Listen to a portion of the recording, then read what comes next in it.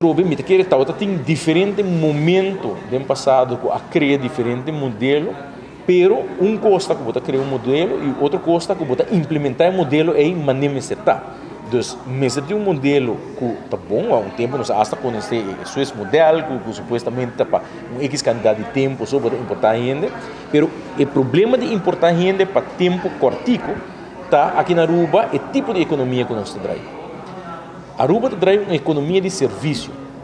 A maioria da gente que nos mesteta gente que tem que dar serviço na turista para aceitar o que não está trazendo. Então, uma economia assim está diferente de uma economia industrial, por exemplo.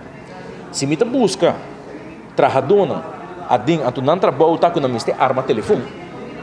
Em princípio, me intercambiar com quem que está, basta me não apply de semana, compra arma telefone, não tem problema. Me pode intercambiar cada 3 anos, não está se fresquelo. No momento que você deal com serviço, o que é gente, ela cria uma maneira de tratar gente, ela tem um idioma, através se você importar gente na Latinoamérica, por exemplo, você pode pensar gente na mesa pensa inglês, na mesa pensa pagamento, na mesa pode dar serviço na gente.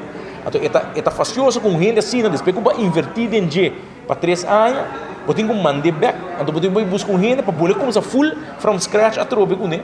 Então, o tipo de economia que nós estamos de meu pensamento, não necessariamente é o mesmo tipo de economia para você trazer com uma força laboral que você tem que cambiar constantemente para através.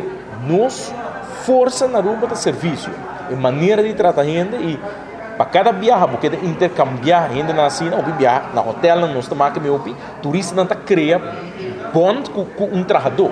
Então, com cada viagem, está mira cara novo. O tipo de coisa tem efeito onde você não diz em aplicar modelo que quizás está muito efetivo em outro país, não, pero na país não, com a economia, tem outro tipo de economia, a economia que tem aqui na Aruba.